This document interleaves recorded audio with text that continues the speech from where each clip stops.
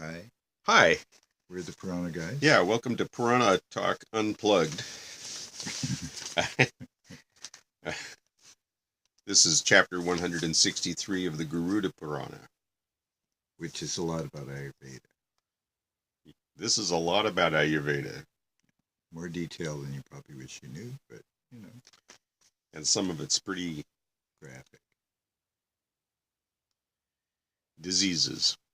Dhanvantari said, O Sushruta, I shall explain the pathology of Visarpa.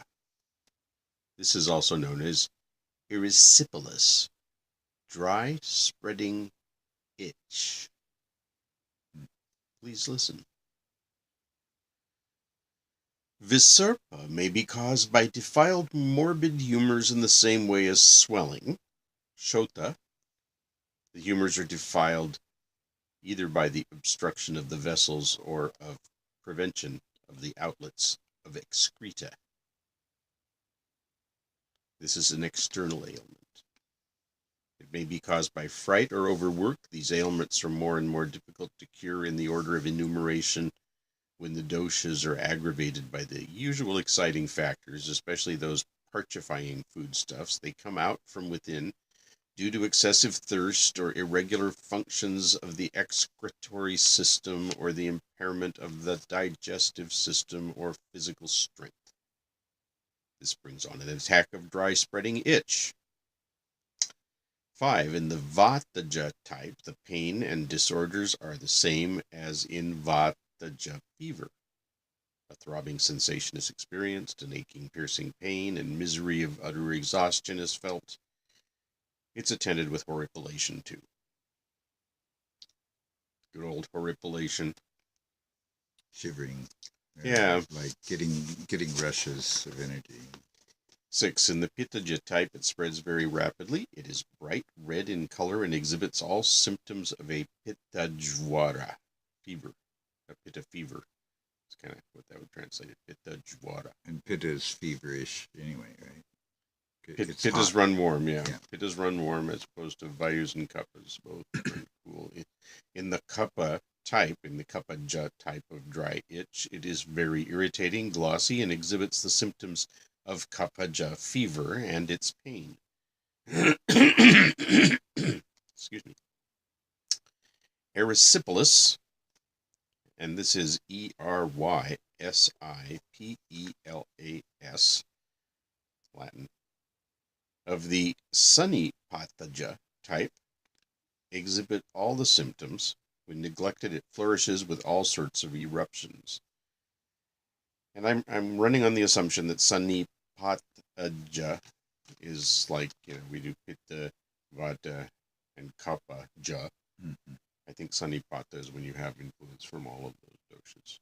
Yeah. But I could be wrong because Yeah, I think we're looking at a bunch of things I'm inferring here. it. We're looking at things like athlete's foot and jock itch, and we're also looking at things like contact dermatitis, or dermatitis in general, which can be caused by a bunch of different things. Eczema possibly, psoriasis possibly too. 8. Due to the combined action of Vayu and Pitta, there is fever, vomiting, fainting, diarrhea, thirst, vertigo, breaking pain in the joints. The gastric fire becomes defunct, non-relish for food, and tamaka shvasa. All these manifest themselves.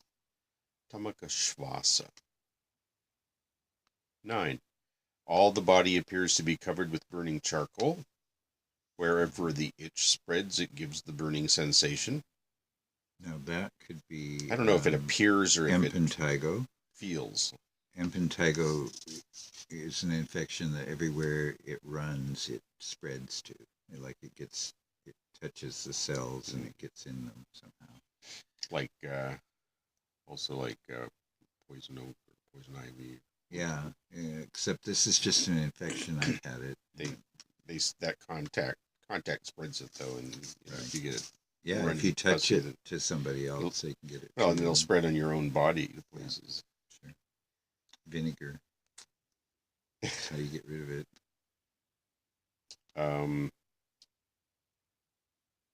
All the body appears to be... Okay, we did that. 10. The place from where the itch has shifted appears black or blue, like the burnt cinders, or becomes red and grows with eruptions, as in the case of a burn. It is very rapid. 11. Hence, it invades the vital principles, since the vayu is very powerful and produces pain all over the body, removes sensibility and sleep, and makes him gasp for breath. The patient has hiccup and does not get any permanent relief on the ground or bed or in seat, since he becomes insatiable. Maybe not the best translation, maybe just unsatisfiable. He can't get comfortable. Right. Yeah, it was the impression I got. Yeah. Good. 13. Turning over sides, he endures a lot of pain, experiences stupor and delusion mentally and physically, and enters a sleep from which it becomes difficult to wake him up. This is called Agnivisarpa. So that's 14 to 16. Well, that was 13. Oh, 13. 14, 16 is the next section. Vayu? What did they call that condition? Agnivisarpa. Agni. A-G-N-I. V-I. Sarpa, S-A-R-P-A. Now, sarpa by itself is like serpent. It's serpent, etymologically. Right. But I'm not sure what visarpa means. It might mean something completely different. But Agni is fire. Right. So we've got that part. So fire serpent. Fire something serpent. But maybe we're not quite sure what that. See, we could look this stuff up, but what would be the sport in that? You can look it up yourselves. We might look it up. We might tell you what we find. We'll all right. We might not. 14 to 16. Agnivisarpa, you got it. 14 to 16. Vayu obstructed by kapha shatters it into pieces. So Vayu, wind, obstructed by kapha, it's like phlegm, shatters it into pieces. It then vitiates the blood in the vessels in the skin, sinews, and flesh of a sanguineous person. A knotty garland of a number of erysipellatic eruptions, elongated or round in shape, is produced by it. This exudes blood and gives excruciating pain. It's nasty, whatever it is. Yeah, most of the things they've been describing for the last weeks has been pretty... Dyspnea, cough, dysentery. I guess that's why they call it dis-ease. Dyspnea, cough, dysentery, parchedness of the mouth, hiccup, vomiting, vertigo, fainting, pallor, epileptic fits, breaking pain in the limbs, and impaired digestive function. All of these accompany it. This is called Grantivisarpa, caused by the derangement of the kapha and vayu. Okay, well, how do you spell that one? And what verse are we in? We're in the end of the 14 to 16 chunk. All right. So probably 16. Let me see if we twisted it. And what's it called? Grantivisarpa. So G. Granthi. Granti. And then the same Visarpa as the last Visarpa. So V-I-S-A-R-P-A. Yes. And this is caused by the derangement of kapha and vayu, or vayu obstructed by kapha. 17 to 21 covers the derangement of kapha and pitta. And that produces fever, numbness, somnolence, lassitude, headache, weakness and jerky motions of the limbs, delirium, repugnance for food, vertigo, epileptic fits, impaired gastric fire, breaking pain in the bones, thirst, dullness of the sense organs, undigested excreta, and smearing of the ducts with slimy mucus. Did they give us a name for this one? Not yet. Okay. It's probably like the last one. They gave it at the end. Okay. So, patience.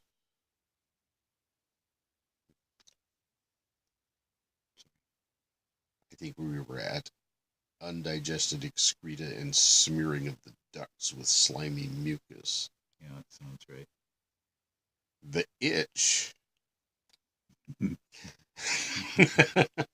Sorry. It's so exciting. The itch usually starts from any part of the stomach and spreads. Oh. It does not pain much. It is surrounded by pustules, deep yellow, red, or gray in color. The main itch is glossy, black or blue in color, dirty, heavy, and has a swelling with hot grave suppurations. When it breaks, where did you think this was going? I know. Oh, I know. But hope. When it well, dawn breaks, but here we have a pustulous, glossy, black, dirty, heavy, swelling, hot grave suppurations. When it breaks, the fleshy portion is severed up, making the sinews and nerves clearly visible. Oh. It emits the foul smell of a dead body. Oh. This is called Kardama Visarpa. K. K-A-R-D-A-M-A. K-A-R. Visarpa. And in parentheses, as if this would clarify things, it says Myri Visarpa, by which I think it means like muck and mire. Oh. It's Okay. dropped the E and turned it into a Y and put it in front of Visarpa and confused the hell out of just about anybody that would read it, but that's my guess. Yeah. Except for the fact, of course, that it capitalized it. Well, yeah, okay. Uh-huh. It's a challenge. Yeah. Obviously, a board of scholars have worked this over before we got it. So yeah, it is. I see one man's hand in this predominantly, and I praise him and I touch his feet. He did an awesome job in bringing the great thing. But it does say translated and annotated by a board of scholars. So yeah, that's so nobody will get blamed by about little things right. like that. 22 to 23. When a blow or cut affects the body, the vayu becomes aggravated and vitiates the blood and the pitta. It then produces itches and eruptions resembling the pulse, kulaka. And it's not a pulse, it's a horse. It's pulse like lentils. They say that's the horse gram. I forget which one is the horse gram, but it might be Chunadal. I don't know. Or horse gram. Oh, it even tells us it's the Dolichos biftonus. That's not what it's called. It is if you're a plant specialist, probably. All right. There is swelling, fever, pain, and burning sensation. The blood is blackish red in color. The erysipelas caused by the doshas severally can be cured. That caused by the doshas in twos can be cured if disorders are not many. Those itches caused by all the humors in combination, those affecting the vulnerable joints, those in which the sinews, nerves, and flesh are shattered, and those with pus emitting the foul smell of dead bodies, are incurable. That's it. Well, yeah, that was very interesting. I suspect that they're conflating a bunch of things, but anything that makes you break out in a rash. So things like, I don't know if they had measles and mumps and things like that, but it could be that. Allergies, poisonings, Yeah. What doesn't heat? Right. So a bunch of things that we would classify differently being talked about as a set of things that cause rashes. Yeah. Well, almost bound together by, you look at the surface symptom and then you look at the various doshic arrangements that could have caused them. And that sort of gives you the categories of the disease. There's, when you've got three, you have a certain number of ways you can combine them. It could be this one, or this one, or it could be these two, or these two, or these two, or it could be all three. That's basically what you got, right? Yeah, but so you can have, seven on options. top of that, you can have degrees. Well, so you can have 10% of one, 30% of another, and so in which forth. case the combos are infinite in number, just like and so is their symptomology. I think they're trying to take things in big chunks because they're trying to give people a sense of what can go wrong, I think, and how to recognize that something is going wrong. And they haven't talked much about what to do about it. Like, at least in this Purana, there's not remedy so much. There's no evidence it's really going in that direction because it's let's face it, that would be and diagnosis mostly that they're doing. And I just flip ahead another 30 pages and they're giving some formulas for They're actually doing formulations, like medicines, remedies, preparations. Well, I would fully expect that would be part of this. I'm quivering with anticipation. If you're going to do diseases, then once you know what's wrong, then you have to know how to treat the diseases. Right? All right. I think we need to wrap it up. Okay. Thanks for looking.